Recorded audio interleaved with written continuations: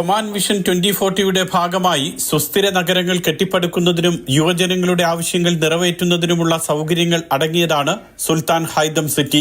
Seeb വിലായത്തിൽ 15 ദശലക്ഷം ചതുരശ്ര metre വിസ്തൃതിയിലാണ് ഇത് ആസൂത്രണം ചെയ്തിട്ടുള്ളത്.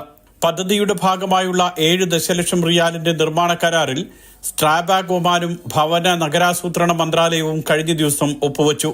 റോഡ് നിർമ്മാണം, നിലമൊരുക്കൽ, വാദികളുടെയും മഴവെള്ളപ്പാതകളുടെയും നിർമ്മാണം, സെൻട്രൽ പാർക്കിനോട് ചേർന്നുള്ള പ്രദേശത്തിന്റെ വികസനം എന്നിവയെല്ലാം ഇതിൽ ഉൾപ്പെടും. 250 തൊഴിലാളികളെയും 150 മിഷനറികളെയും 3 മാസത്തേക്ക് 24 മണിക്കൂറും ജോലിക്ക് നിയോഗിക്കുമെന്ന് കരാർ ഒപ്പുവെച്ച ശേഷം Strabag managing director Sheikh Hamad bin Abdul Qawi Al Yafei അറിയിച്ചു. ആദ്യഘട്ട നിർമ്മാണം 3 മാസം കൊണ്ട് പൂർത്തിയാക്കും. സുൽത്താൻ ഹൈതം സിറ്റിയുടെ ജലവിതരണ പദ്ധതിയുമായി ബന്ധപ്പെട്ട പ്രവൃത്തികൾ നടപ്പാക്കുന്നതിന് പങ്കാളിത്ത സഹകരണ കരാർ ഈ മാസം ആദ്യം ഒപ്പുവച്ചിരുന്നു. വരും ദിവസങ്ങളിൽ നിർമ്മാണ പ്രവർത്തനങ്ങളുമായി ബന്ധപ്പെട്ട ഉപകരാറുകളും ഒപ്പുവയ്ക്കും. Mathrubhumi news, Muscat.